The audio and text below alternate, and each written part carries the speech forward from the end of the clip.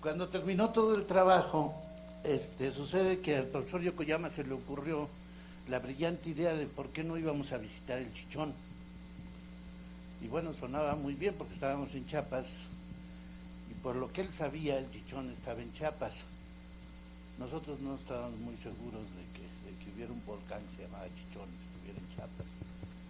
El que, el que sí estaba enterado era el entonces gobernador de Chiapas, el doctor Velasco Suárez, que incluso sabía por qué se llamaba el Chichón. Sabía que se llamaba el Chichón porque había una planta, crecía una planta donde sacaban una medicina, ya no me acuerdo cuál, pero no es muy importante, quinina o algo por el estilo, no me acuerdo cuál. El caso es de que con trampas pues convencimos al profesor Yokoyama que no era el mejor momento para visitar el Chichón. Después ya nos enteramos bien cuál era, dónde estaba y qué había hecho el volcán. Y el volcán se encuentra en la luz, por favor.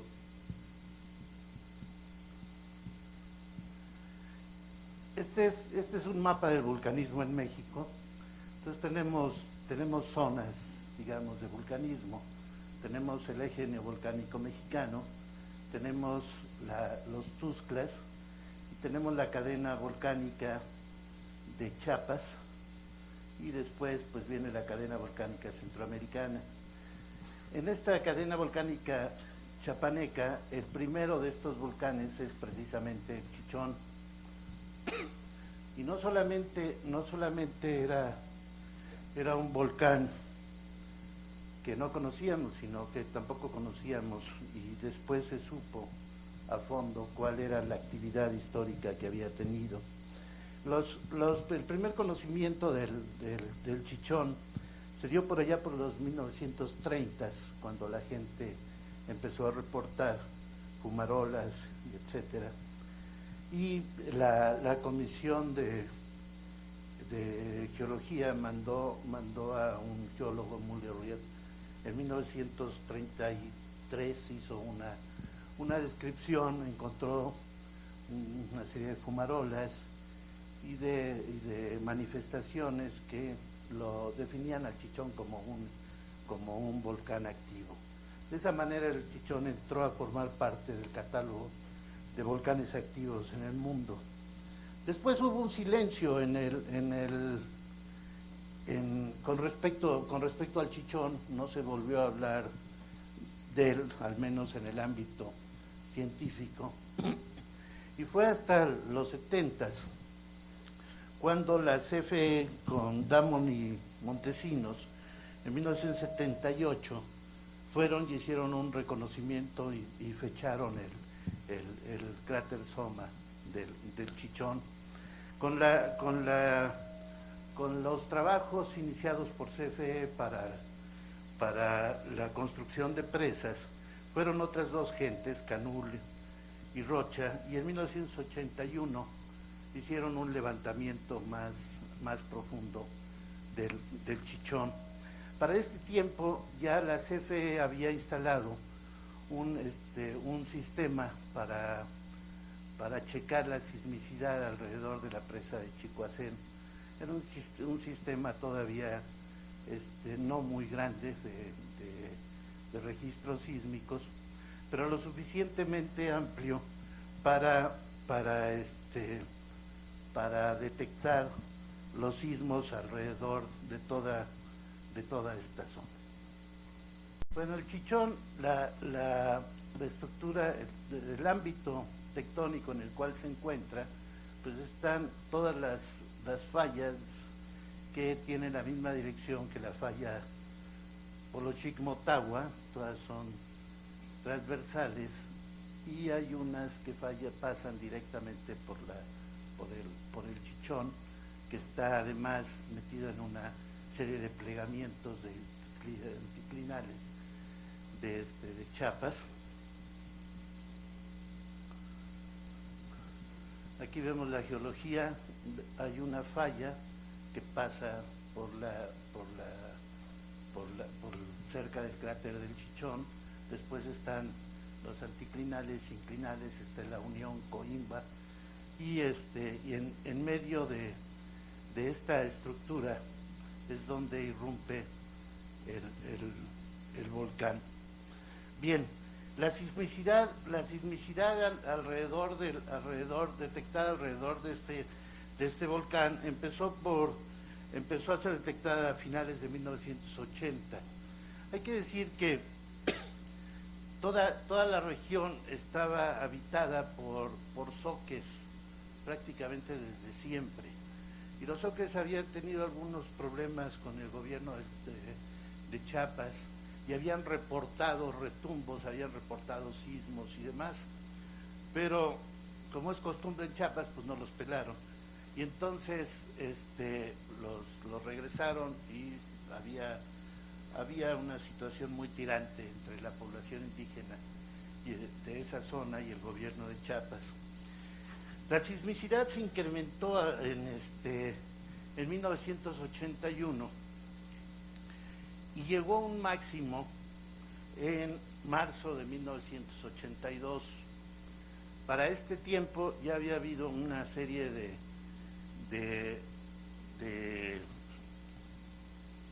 grupos que llegaron hasta el gobernador, era Sabines, el hermano del poeta, el padre del actual gobernador. Y de nuevo no les había hecho mayor caso. Bien, la sismicidad se incrementó, no se lo achacaban a la presa y tampoco se lo achacaban directamente al volcán. El domingo 28 de marzo, esta era la imagen del Chichón, así era el Chichón. Está muy atropellado esto, pero bueno, este era el Chichón, este era el cráter Soma del Chichón, este era un domo que sobresalía en la parte central del Chichón. Bien, el domingo 28 de marzo hubo una erupción que rompió este domo y lanzó una columna, formó un cráter entre 150 y 180 metros y lanzó una columna del orden de 27 kilómetros de altura. Hasta ahí todo estaba bien. Después, bueno, déjenme un poco atrás. La sismicidad se incrementó el día 28, subió a un máximo, después llegó un tremor constante que se mantuvo durante muchas horas, después hubo un silencio de alrededor de una hora en el cual no hubo mayor manifestación sísmica y después vino la erupción esta del 28 de marzo. El día 29 el ejército llegó y estableció el plan DN3 y evacuaron a la gente de las poblaciones alrededor del Chichón. Posteriormente, al día 28, estaba por supuesto una cantidad de ceniza tremenda, la gente estaba muy espantada, lograron salir, se crearon albergues en las ciudades principales, en Tuxtla Gutiérrez, en Villahermosa, etcétera, y hubo después de esta erupción una cierta tranquilidad. La sismicidad seguía, pero era bastante leve. Así estuvo durante 3 días y la gente pensó, bueno, las autoridades pensaron que el peligro había pasado, los asesores del gobernador también consideraron que había arrojado ya todo el material, que ya no tenía sentido mantener la gente fuera de los lugares, y permitieron y estimularon a que la gente regresara a su lugar de origen. Era tanta la confianza de esto que en un poblado muy cercano al volcán, Francisco León, dejaron un destacamento militar ahí y se quedó un geólogo Soto, que trabajaba en la Comisión Federal de Electricidad, ayudante de Moser, se quedó ahí como para dar constancia de que no iba a ocurrir mayor cosa. Esto fue el día 3. Desgraciadamente, el día 3 en la noche ocurrió la erupción más grande del Chichón.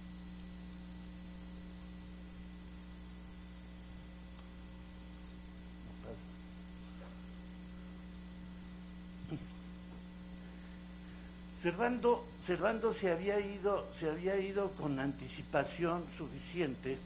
No parece que tuvo mucho éxito en sus contactos iniciales, pero tuvo buen éxito en encontrar un lugar muy adecuado para tomar las fotografías del Chichón, de la erupción del Chichón.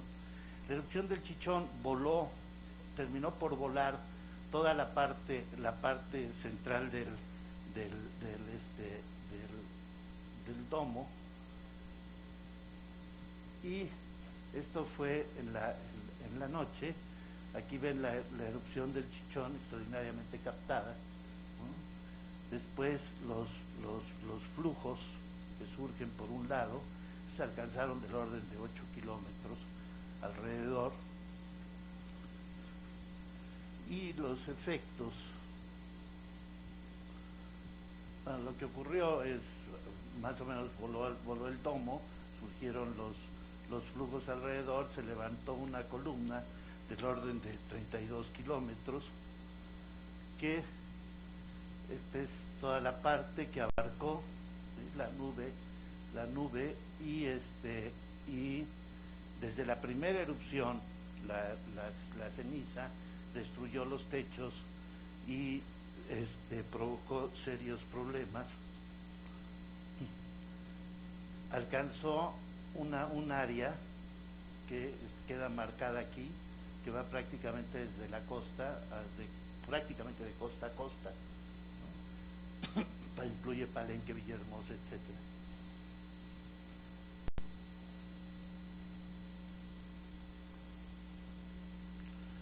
La nube producida por la erupción alcanzó a dar la vuelta al mundo, redujo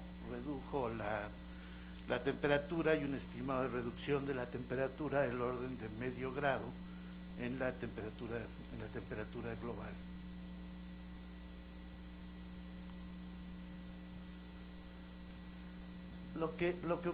El resultado de esta erupción fue el siguiente. Así es como estaba, así como lo mostré hace un rato, es como estaba el Chichón inicialmente, y así quedó. O sea, formó un cráter del orden de 1 kilómetro, y voló toda la parte del domo, toda esta parte la voló, sacando una gran cantidad de material.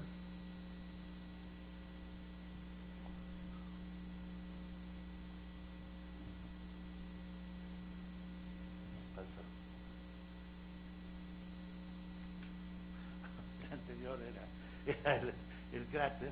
Dentro del cráter se formó un lago bastante ácido. Ahorita cuento algunas anécdotas del lago.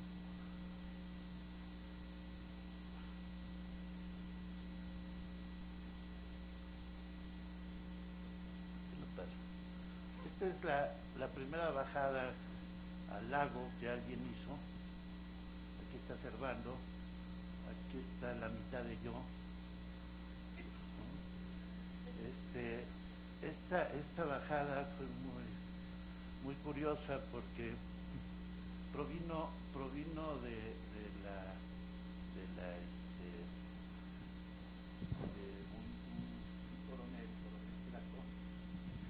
un coronel el cuate nos decía, bueno, a ver, todos los extranjeros andan volando alrededor del Chichón, pero ustedes no se animan, ¿no? Ustedes son bastante collones al respecto.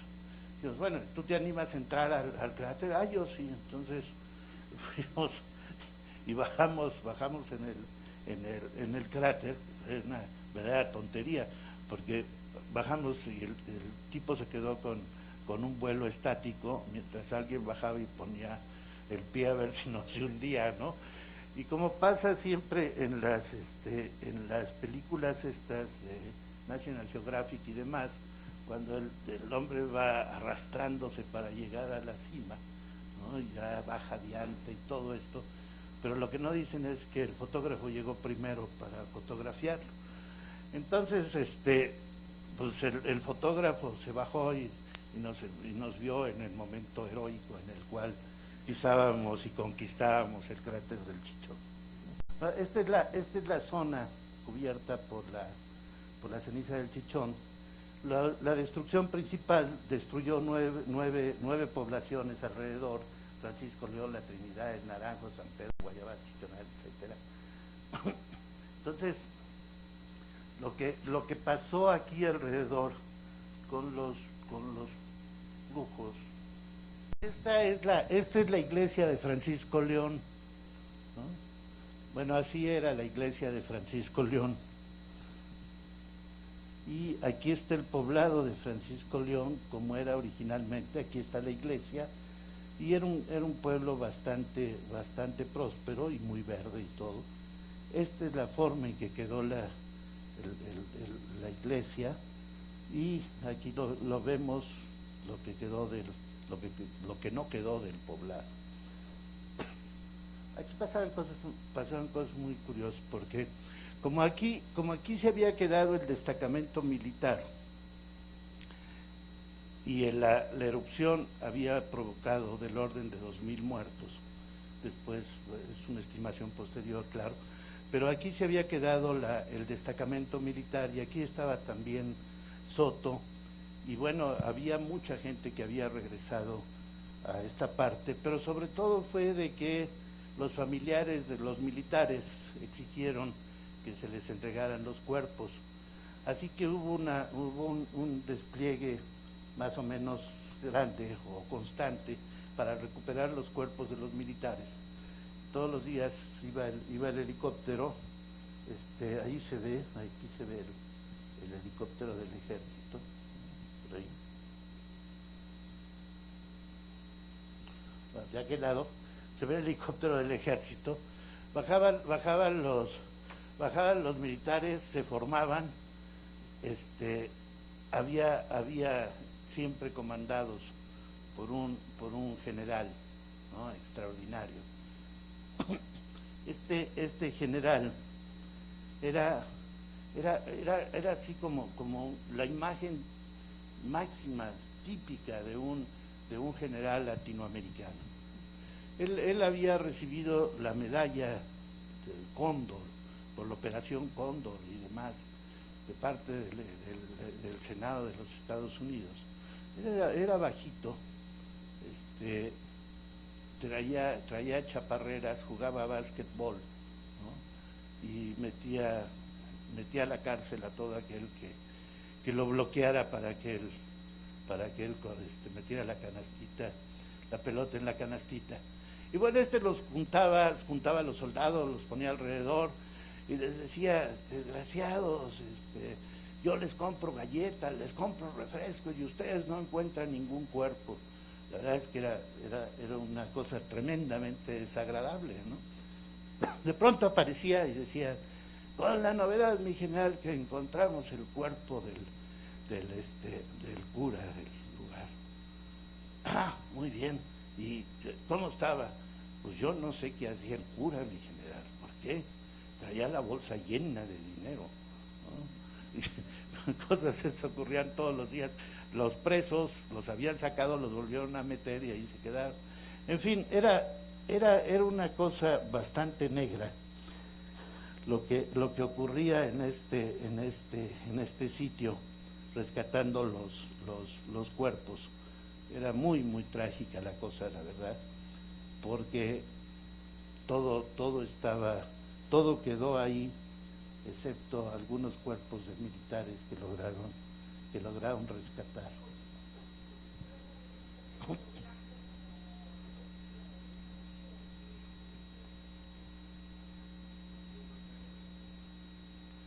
Este es el río Magdalena. Ahorita voy a hablar de él, porque este provocó otro problema. Aquí el río circulaba bueno, es un río bastante caudaloso, o era un río bastante caudaloso, y la llegada de una gran cantidad de material provocó un problema que ahorita lo vemos. Aquí hay otra imagen de Francisco León. Si ustedes toman en cuenta la cantidad de material orgánico, digamos, que estaba aquí abajo, la temperatura que se encuentra, los olores de los vapores, el volcán está aquí arriba, por aquí bajo el flujo exactamente. Y esta era la imagen verdaderamente de desolación que existía en este sitio y en todo alrededor. Aquí está de nuevo la planta de la iglesia. Vean ustedes, todo, si se acuerdan de cómo era la foto, pues todo esto quedó verdaderamente desértico, y los efectos fueron tremendos. Eran los fragmentos que agujeraban los techos, aquí están algunas, ¿sí? Las rocas más grandes pues perforaban completamente, y la destrucción de este tipo de casas, que son las típicas alrededor del volcán, pues eran enormes. Incluso en los pueblos más grandes y en la ciudad de Villahermosa, pues este era el ambiente, o sea, era como si uno sufriera una neblina, tenían que andar con tapabocas y demás. Los techos grandes no soportaban el peso de la ceniza y se venían abajo, como este, que es bastante grande. Las calles y las cañerías y todo estaban totalmente llenas de ceniza y de pómez en los ríos. Aquí está de nuevo los efectos de las oleadas, los troncos, cómo fueron arrastrados, ¿no? Aquí se ve toda la destrucción de toda la zona. Y bueno, es todo esto. Aquí no sé si alcanzan a ver ustedes, había algunas vacas que quedaron pues cocinadas, ¿no? Había cosas extraordinarias donde pasaba el flujo. En los bordes, por ejemplo, encontramos, no exactamente donde pegó el flujo, sino en los bordes, encontrábamos unas viboritas, y era genial porque la víbora, yo creo, al paso del flujo, trataba de morderla, pasaba el flujo y la secaba inmediatamente. Entonces quedaban secas en un intento de morder al mismo flujo, supongo. Todos trajimos algunas de estas.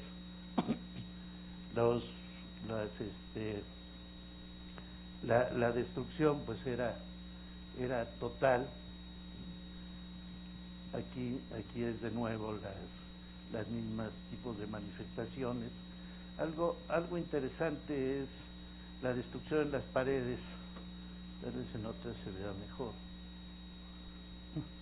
El flujo llevaba esta dirección, y entonces las paredes que eran longitudinales al flujo quedaron de pie. Como ven, los postes y todo están inclinados en esta dirección, y se cayeron solo las paredes que se oponían al flujo. Este es otro ejemplo. Aquí ven esta pared, el flujo pasó, dobló todos los árboles y los postes que había en esta parte, sin afectar esa pared. Y bueno, aquí se da lo que tú preguntabas. Uno de los flujos, un flujo de la erupción del día 3-4,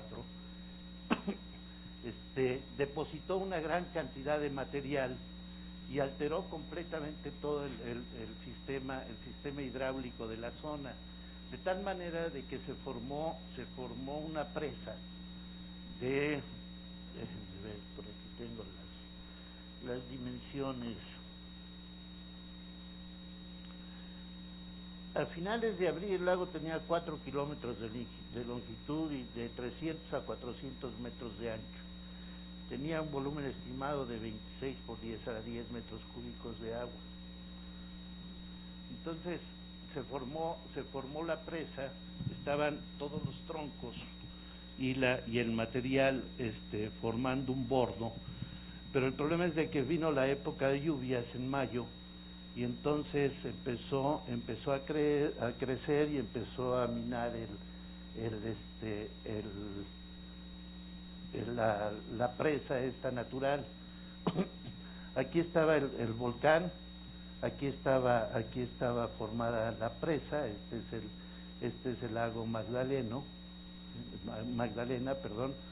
La temperatura del agua en esta parte, como estaba sobre los depósitos calientes del Chichón, andaba del orden del punto de ebullición, si asumimos que estaban del orden de 300 grados, los depósitos, aquí estaba casi en ebullición, la presa rompió y inundó Ostoacán todavía a una temperatura alta y llegó hasta la presa Peñitas, que estaba en construcción, matando a una persona aquí, llevándose maquinaria y demás, pero todavía llegaba a 50 grados.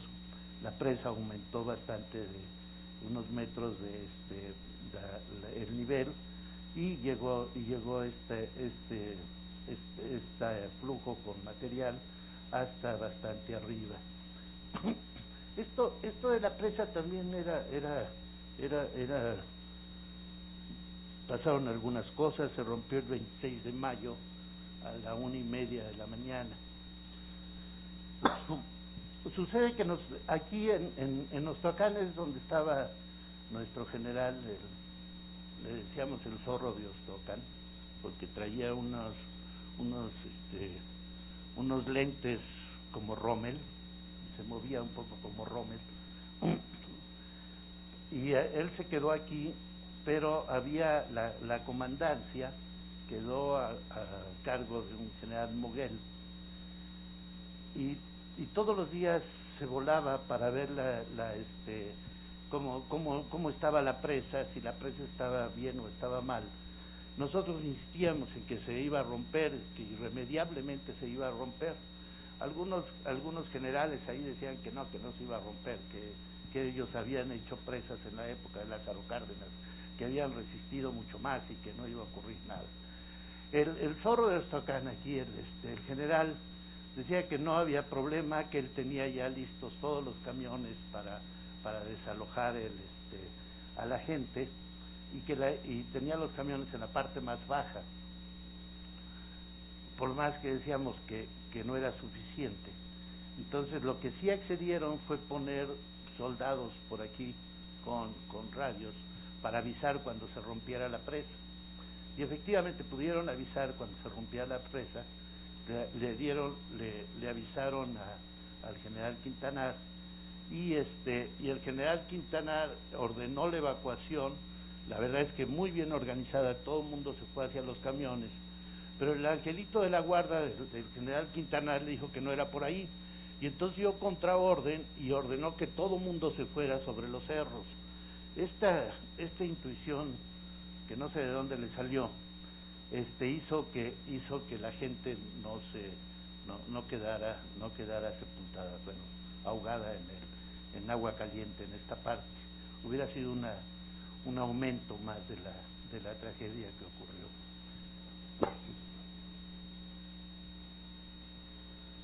Estas son, de nuevo, porque no hay otras vistas en este episodio volcánico, más que mostrar la destrucción provocada por el volcán.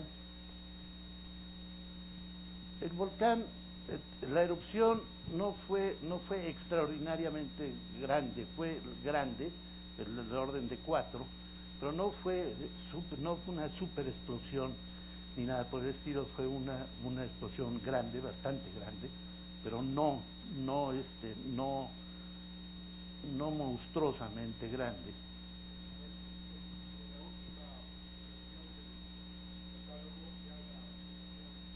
Ah, ya subió sin duda. Ah, bueno.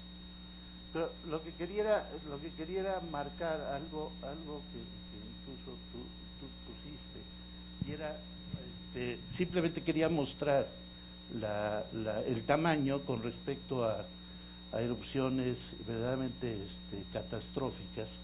Este es la cantidad de volumen de magma emitido en roca equivalente. Y aquí está el chichón, y no es en esta tabla, no es la más grande.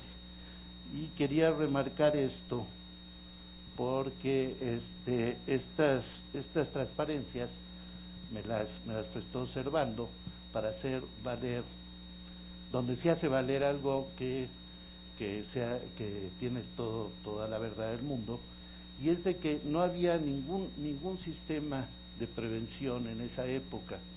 Entonces la mayor cantidad de la gente salió como pudo. Esta es una imagen de la desesperación, de haber perdido absolutamente todo de una indígena.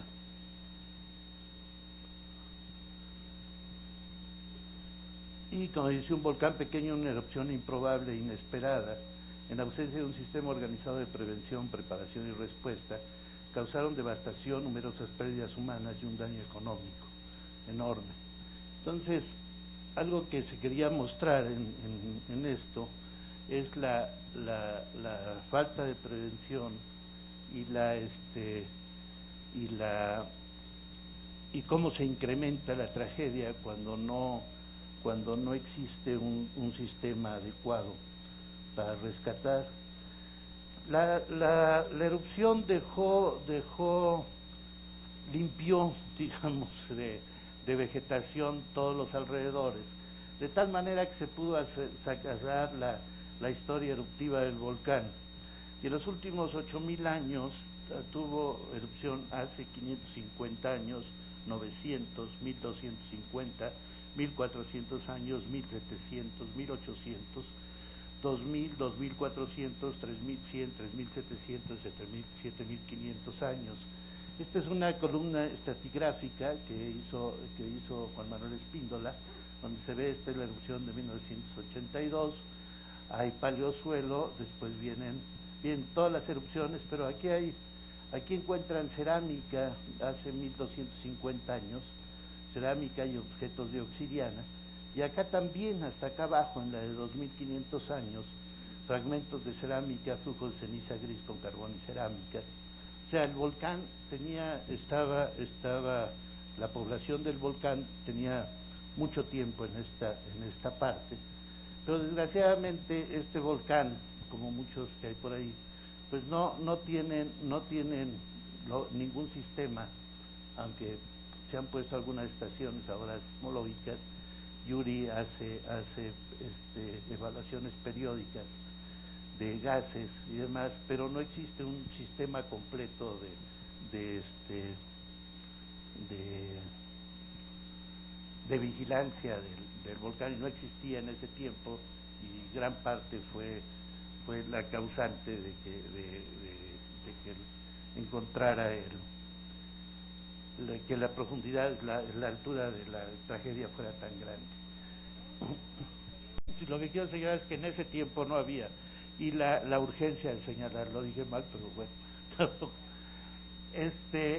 El lenguazoque, la erupción ha traído problemas desde siempre, porque se llama Byomba Shuwe, la mujer que arde, que se quema en la mitología femenina, que vive en las profundidades del volcán Chichonal. Desde él sale a merondear en busca del novio, a invitar a su fiesta de cumpleaños, misma que promete celebrar con cohetería, luces multicolores, bombas, castillos, morteros y demás fuegos artificiales. Bueno, aparentemente esta fue una celebración de la Byomba Shuwe, que celebró con todo esto, con todo lo que vimos, la celebración. Bien, Bueno, hasta aquí serían las fotos muy atropelladas, por cierto. Pero hubo algunas cosas bastante simpáticas en el volcán. Sucede de que casi todas eran a cargo de mi general Quintanar. Sucede que cuando llegamos al cuartel que tenía Quintanar, nos hizo la descripción de cómo había él actuado durante la erupción. Entonces lo que decía es, mire, yo llegué aquí, lo primero que hice fue y agarré al presidente municipal que andaba borracho y lo amarré en un poste, para que sintiera andando borracho cómo caerían las piedras y todo. Después mandé que se replegara todo el mundo, y no es cierto, como dicen por ahí, que a los cañonazos del volcán yo iba a contestar con fuego nutrido. No era cierto todo esto. A mí vienen y me han dicho muchas cosas. Pero pasen. Entonces llegamos y tenía un gran cartel donde estaba el volcán, estaba el dibujo del volcán, y estaban soldaditos así con su rifle, ¿no?, pegados, y todo el plan de cómo iba a tomar el volcán. Entonces dijimos, bueno, pero dice, no, sí, ya a todos los soldados los tengo corriendo 3 kilómetros en la arena para que no se cansen cuando suban y tomen el volcán. Hombre, pues va usted a preparar el volcán. Dice, sí. Dice, de hecho, ¿vieron ustedes las enfermeras que andan ahí dando vuelta? Pues sí las vimos. Bueno, pues a estas, yo les dije a estas enfermeras que se pusieran a hacer tortillas aquí para el personal, pero me sacaron el reglamento, entonces pues no los pude poner a hacer tortillas, pero pues las traigo ahí en friega todo el día para que aprendan. Y además he hecho estas escalas para subir al volcán. Entonces tenía unas cuerdas largas de plástico al que había amarrado una varilla como escalón, y después con el material de curación, con el, ¿cómo se llama?, esto que se usa para curación, le ponía para que los soldados no se quemaran las botas cuando fueran subiendo. Claro, los cables eran de plástico, ¿no? Entonces estaba todo preparado. Y nos, oiga, general, pues todo esto está muy bien, pero ¿por qué arrestaron ustedes a nuestros compañeros? Pues es que si no los arresto no vienen. No, la prueba es de que los arresté y aquí están ustedes. Bueno, pues está bien. Este era el tipo que estaba a cargo de la evacuación y demás. Y la verdad al final terminó haciéndolo bien. Era como dicen unos generales que encontramos después platicando de él, es que es muy soldado. Entonces es muy soldado. Y por allí anda. Y como esas hubo muchas anécdotas. Pusimos una red de estaciones de radón alrededor del volcán y detectamos no la subida, pero sí la bajada, pues no teníamos estaciones antes. Algunas de estas estaciones quedaron en lugares muy adecuados, que no voy a comentar, pero y bueno, hicimos tanta historia alrededor del volcán que meses después los compañeros del servicio sismológico ya vivían allí en Pichucalco, a tal grado que formaron un equipo de fútbol, no de básquetbol, ¿no? Era de básquet, ¿no? Creo que sí, de básquetbol que representaba al pueblo, ¿no? Entonces ya estábamos adoptados por el lugar. Bueno, pues eso es más o menos lo que tengo. Lamento lo atropellado de la